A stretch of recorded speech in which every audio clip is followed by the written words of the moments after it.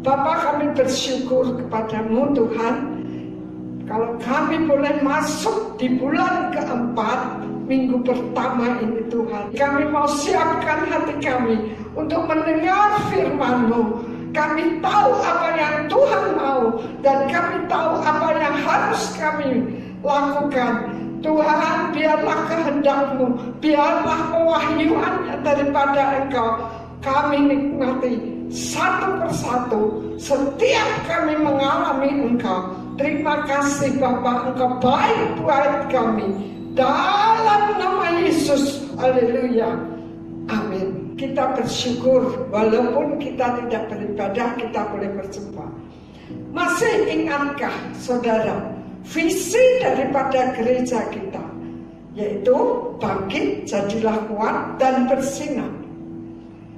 Dan misinya apa? Aku dan keluargaku akan menyelesaikan tugas sampai ke akhir. Visi tahun ini, tahun penggenapan janji Tuhan. Rasanya begitu enak ketika kita masuk. Tapi apa yang terjadi? Di awal tahun kita sudah mulai melihat kebanjiran di mana-mana. Hujan banjir, Jakarta banjir. Dan berapa lama lagi Wuhan yang mengalami corona. Dan ini melanda dunia dengan begitu cepatnya. Ratusan negara sudah terkena, tidak terkecuali negara kita.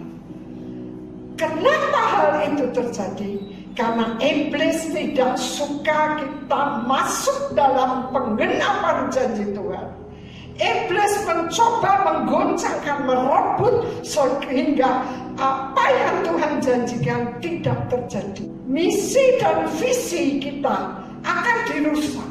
Sehingga kadang saya juga bisa berpikir, Tuhan kan janjimu aku harus kuat, bersinar. Tapi kenyataannya melihat keadaan yang seperti itu, aku harus bagaimana? Di dalam perenungan saya, kita akan baca Ibrani 12 ayat yang ke-25 sampai ke-28. Saya minta Pastor Jonas untuk membacakan ayat 25. Jagalah supaya kamu jangan menolak Dia yang berfirman.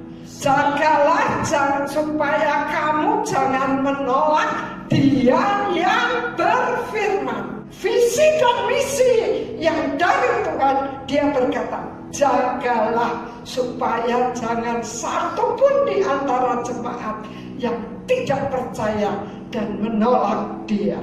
Next. Sebab jikalau mereka yang menolak Dia yang menyampaikan firman Allah di bumi tidak luput, apalagi kita, jika kita berpaling dari Dia yang berbicara dari surga. Waktu itu suaranya akan mengguncangkan bumi, tapi sekarang Ia akan memberikan janji. Satu kali lagi aku akan menggoncangkan bukan hanya bumi saja, melainkan langit juga. Suaranya akan menggoncangkan bumi, dan suara itu saat ini sedang gencar terjadi di mana-mana.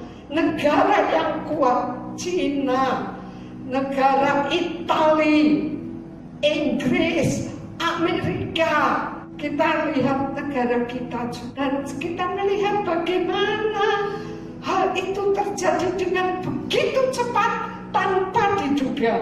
Itu sudah dikatakan Tuhan akan mengguncangkan satu kali lagi bumi dan langit. Akan diguncangkan. Supaya apa? Supaya yang tidak benar tertumpah. Kalau mau masak beras, itu diguncang-guncang supaya sekarnya terbang. Demikian juga apa yang tidak benar akan tergoncangkan. Yang ke-27, ungkapan satu kali lagi menunjuk kepada perubahan yang dapat digoncangkan, karena Ia dijadikan supaya tinggal tetap apa yang tidak tergoncangkan. Jadi karena kita menerima kerajaan yang tidak tergoncangkan, marilah kita mengucap syukur dan beribadah kepada Allah menurut cara yang berkenan kepadanya dengan hormat dan takut. Sebab Allah kita adalah api yang menghanguskan. Ya, Tuhan berkata, jika kita menerima kerajaan yang tidak tergoncangkan, mengucap syukurlah kita. Kita digoncangkan supaya terlihat bobotnya, bahwa kita tetap apapun terjadi, Tuhan penolong kita. Amin. Lalu bagaimana sikap kita? Kita tidak usah takut kalau Tuhan yang akan menuntun kita. Kita ingat, kerajaan Mesir itu menjajah umat Tuhan Israel 420 tahun. Umat Tuhan terjajah 420 tahun. Ketika Tuhan melihat, ketika Allah melihat umatnya tergoncang, diutuslah Musa. Tetapi tidak dengan cepat Musa untuk menuntun umatnya.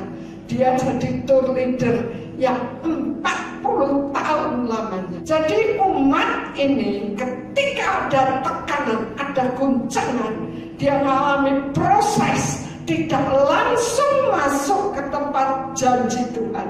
Untuk menikmati tanah perjanjian, 40 tahun dia harus putar-putar di padang gurun. Bukan hal yang mudah untuk dilalui. Dari sekian banyak umat Israel yang keluar dari Mesir, hanya 2 yang masuk ke tanah perjanjian itu, yaitu Kaleb dan Yosua. Kenapa?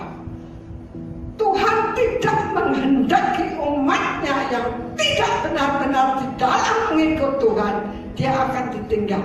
Demikian juga di dalam kehidupan kita. Kalau kita akan menikmati penggenapan janji Tuhan, melihat visi dan misi ini terlaksana di gereja ini, kita harus menjadi jemaat umat Tuhan yang tidak tergoncangkan.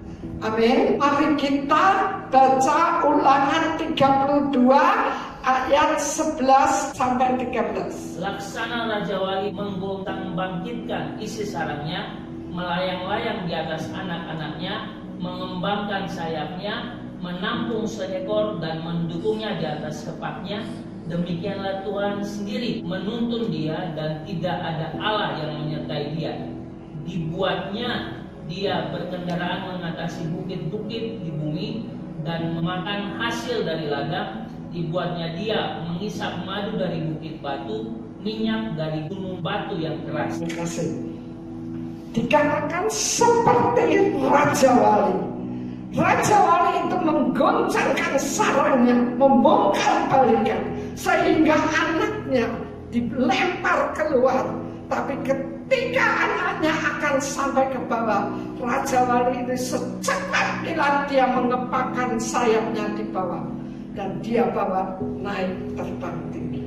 Demikianlah Tuhan mengizinkan kita digoncangkan, dan kita harus percaya dalam setiap goncangan pertolongan Tuhan indah pada waktunya. Kenapa Tuhan membuat kita seperti Raja Wali?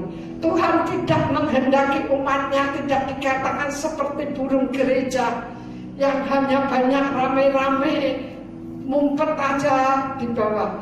Tidak seperti emprit, tapi Raja Wali itu terbang tinggi di dalam badai. Ketika ada badai menimpa, dia makin terbang tinggi mengatasi badai. Demikianlah cita-cita Tuhan untuk setiap kita di dalam menghadapi goncangan. Kita generasi yang tak tergoncangkan, bagaikan Raja Wali yang siap terbang tinggi untuk dibawa oleh Tuhan. Tuhan sendiri berkata di dalam firman-Nya, Tuhan berjanji di dalam firman-Nya, Dia menuntun kita. Dan di dalam Yesaya 40 ayat yang ke-31, sekali lagi dibacakan ayat yang terakhir buat setiap kita. Tetapi orang-orang yang menanti-nantikan Tuhan mendapat kekuatan yang baru. Tetapi orang yang menanti-nantikan Tuhan mendapat kekuatan yang baru. Mereka seumpama Raja Wali yang naik terbang dengan kekuatan Seumpama Raja Wali yang terbang tinggi yang mengepakkan sayapnya. Mereka berlari dan tidak menjadi lesu, mereka berjalan dan tidak menjadi lelah. Kita berlari tidak menjadi lesu, dan kita berjalan tidak menjadi lemah.